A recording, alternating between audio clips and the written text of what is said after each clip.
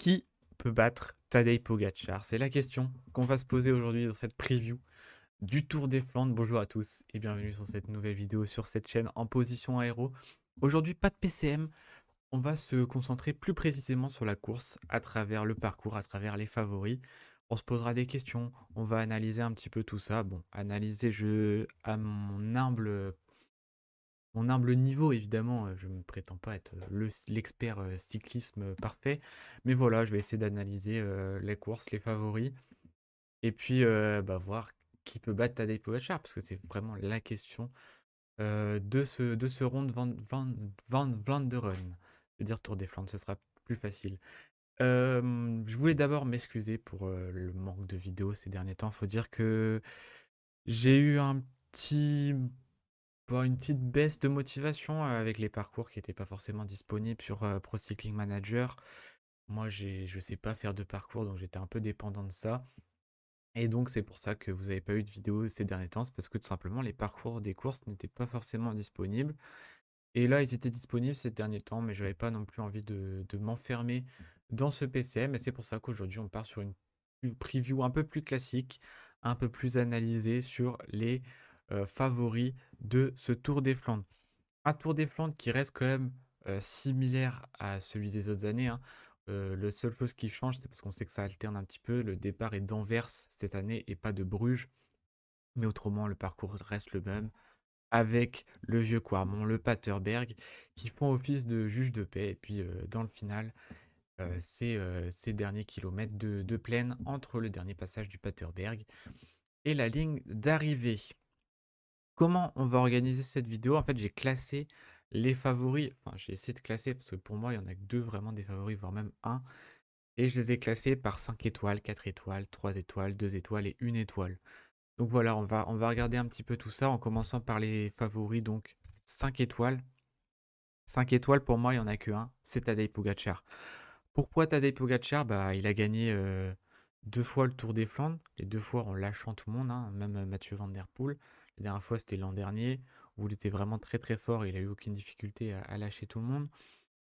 Tadej Pogacar, cette saison, c'est 2 jours de course, 2 victoires. Strade Bianche, Milan-San Remo.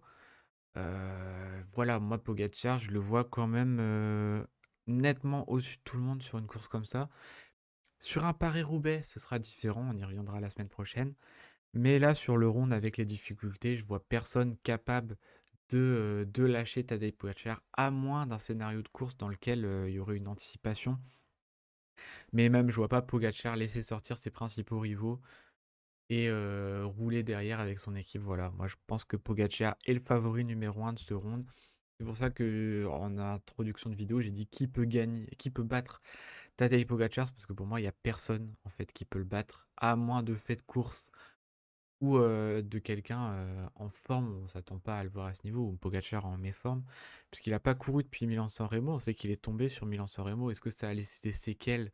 Je pense pas. Mais voilà, Pogacar, favori numéro un, vainqueur de la course donc en 2023 et en 2025. Voilà, pour moi, il n'y a personne qui pourra le battre. En plus, il est bien entouré, hein. Il y a du Florian Vermeersch qu'on a vu costaud sur la plupart des courses pavées qu'on a eu récemment, que ce soit le 3, Grand Wevelgem, le Dwars. Donc voilà, Pogacar, pour moi, est le favori numéro un. Il a une belle équipe pour l'entourer. Donc on verra qu'est-ce que ça va donner. En 4 étoiles, j'ai décidé de mettre Mathieu Van Der Poel parce que ça reste quand même le deuxième favori. Je le mets un petit peu en dessous de Pogacar parce que on l'a vu, il a été fort, hein, il n'y a pas de souci, il a gagné le 3. Il a été fort aussi sur Grand Wevelgem.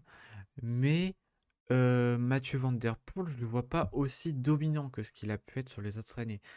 Sur le 3, par exemple, il aurait pu être repris dans le final, mais ceux qui étaient derrière lui ont décidé de se regarder et de le laisser aller s'imposer.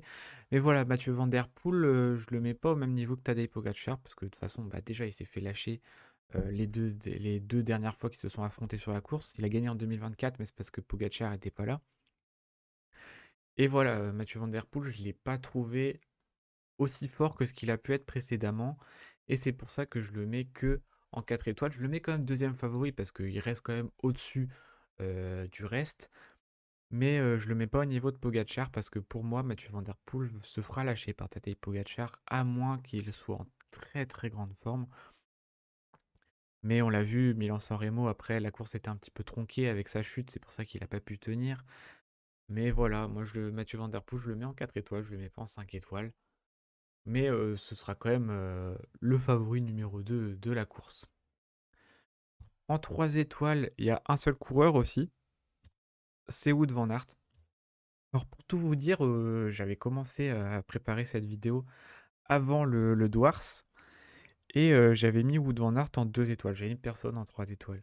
Et sa performance sur le Dwars, même s'il gagne pas et qu'il se fait reprendre par Ghana dans le dernier kilomètre, c'est du grand Wout van Aert. Je pense qu'on va avoir un Wout van Aert qui va être au niveau, peut-être sur le rond ce sera un petit peu dur, mais sur Roubaix on risque d'avoir un beau duel entre Van Aert, Van Der Poel, Pogacar, et puis je mettrais même Ghana parce qu'il était tellement fort mercredi dernier que pour moi Ghana a sa place aussi dans ce top. Donc voilà, Wout van Aert qui revient à un très bon niveau et qui sera sans doute le troisième homme de ce Ronde de Rennes. En plus, il a une belle équipe autour de lui, on en reviendra un petit peu plus tard. Et voilà, Wout van Aert, moi je le mets en favori numéro 3. Et ça ferait plaisir de voir Wout van Aert briller après toutes les galères qu'il a connues ces dernières saisons. Je pense qu'il le mérite. Et c'est un coureur qui lâche jamais. C'est un coureur ouais, voilà, qu'il lâche jamais. Là, on l'a vu, il a eu des saisons compliquées. Il revient, il revient à un très bon niveau. Il fait troisième de Milan-San Remo alors que lui aussi était tombé. Wout van Aert, pour moi, ce sera le troisième homme de ce ronde.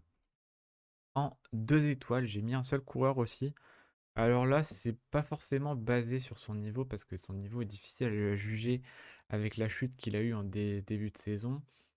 Mais ça reste Mats Pedersen. C'est pas un coureur anodin. Il a quand même été champion du monde. Pour moi, Mats Pedersen, il sera pas forcément le quatrième homme. Il y aura peut-être des coureurs plus forts que lui.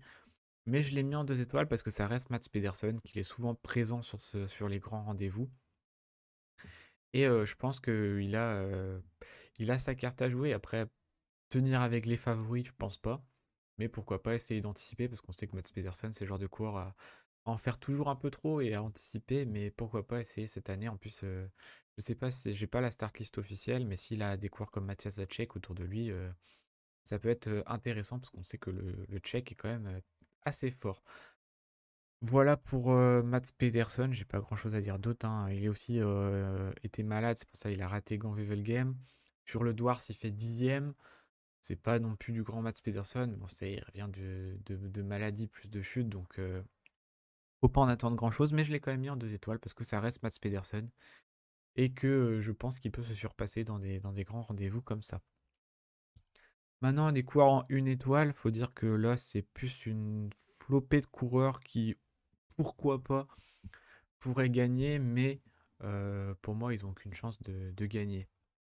J'ai mis en premier temps Casper Asgreen. Casper Asgreen, il a gagné hein, le Tour des Flandres, donc ça en fait un outsider assez intéressant. Après, est-ce que Casper Asgreen sera capable d'anticiper? Parce que suivre Tadej Pogacar, c'est mission impossible. Mais pourquoi pas essayer d'anticiper. En fait, tous les coureurs que je mets ici, ça va être plus être des anticipations que de pouvoir suivre à la pédale. J'ai mis Stéphane Bissegger aussi qui pourrait poursuivre sur la bonne dynamique de l'équipe Decathlon CMA-CGM. Pourquoi pas Stéphane Bissegger, j'y crois un peu moins que Casper Asgreen, je pense, mais bon, on sait jamais. Bon, il y a des coureurs qui aiment se surpasser dans les grands rendez-vous comme les monuments. Et c'est pour ça que j'ai mis Stéphane Bissegger. J'ai mis aussi Matteo Trentin parce que c'est un coureur qui est très régulier. Il commence à se faire assez âgé, mais c'est un coureur qui est toujours là dans les grands rendez-vous, toujours régulier. Il est malin. Donc Matteo Trentin, pour moi, est un bon outsider aussi sur la course. J'ai mis aussi Magnus Sheffield, qui a été pas mal sur le Dwars.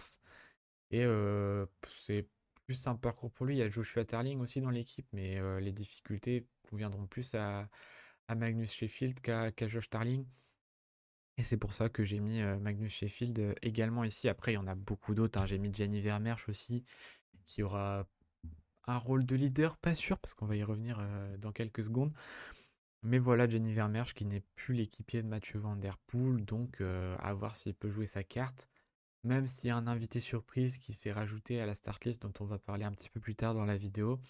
Mais voilà, il y a beaucoup de coureurs que j'aurais pu mettre en une étoile parce que je pense que c'est assez ouvert derrière les trois voire quatre coureurs les plus forts de la course. Maintenant, on va se concentrer un petit peu sur les Français. Les Français qui viennent sur la course, en commençant par un triptyque Groupama FDJ United avec trois coureurs. Donc on a Romain Grégoire, Thibaut Gruel et Valentin Madouas qui vont être un triptyque assez intéressant. Romain Grégoire qui découvre le ronde. Après, c'est un coureur qui aime les efforts punchy. Après, sa tenue sur le pavé, on l'a vu sur le Douars, il était costaud, il était à l'avant. Mais quand Wout van Aert a accéléré dans le Nockereberg, il a eu un petit peu de mal à suivre. Mais voilà, Romain Grégoire, pour moi, ça reste quand même une belle carte. Tout comme Valentin Madouas, qui a fait aussi un Douars encourageant. On l'a vu à l'attaque, il revient à un bon niveau. Ça fait plaisir pour Valentin. Et puis, il a déjà brillé ici en 2022 en prenant la troisième place. Donc voilà, j'aimerais bien voir Valentin Madouas briller. Après, ça, c'est peut-être plus une envie que son vrai niveau, même si je l'ai vu costaud hein, sur le Douars. Il a essayé d'attaquer, il était actif. Bon, c'était la stratégie de la Groupama FDJ United, hein, c'était d'être active sur ce Douars. Et on l'a vu avec Valentin Madouas, avec Romain Grégoire qui a anticipé. Donc pourquoi pas anticiper aussi sur cette course-là. Parce que de toute façon, pour toutes les équipes, pour tous les coureurs, il n'y a qu'une envie, enfin, il y a qu'une chose à faire, c'est battre Pogacar. Parce qu'on sait que Pogacar est l'énorme favori. Après, la question c'est de savoir comment le battre, ce qui semble quand même très compliqué. Et le troisième coureur de ce triptyque, c'est Thibaut Gruel. Thibaut Gruel, costaud. Sur Game, il était pas loin de pouvoir suivre Van Aert et Van Der Poel quand ils sont sortis. Après, est-ce que c'est. Je pense que c'est un petit peu tôt encore pour voir Thibaut Gruel briller à tel point, au point d'aller chercher un top 10, pourquoi pas, peut-être un top 5, je pense que c'est un peu tôt. Et voilà, Thibaut Gruel qui commence à s'affirmer. Je pense qu'à terme, ça pourrait être une carte intéressante sur ce genre de course. Mention spéciale aussi à un de leurs équipiers que j'ai pas mis là, qui est Axel Luins, qui est quand même très costaud. Même en étant équipier, il y a beaucoup de courses où il avait l'air d'être même le plus fort de l'équipe. Et voilà, ils pourront compter sur lui, ces trois coureurs-là, pour les placer au mieux. Je pense à Clément Russo aussi, qui est très bon pour placer ses coéquipiers.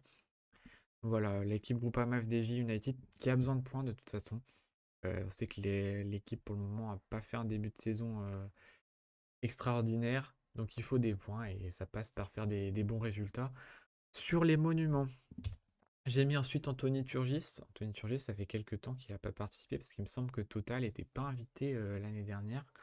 Anthony Turgis, c'est un coureur qui est souvent régulier sur les pavés, souvent là dans le bon groupe. Après, pour gagner, c'est un petit peu juste, mais c'est un coureur qui est régulier.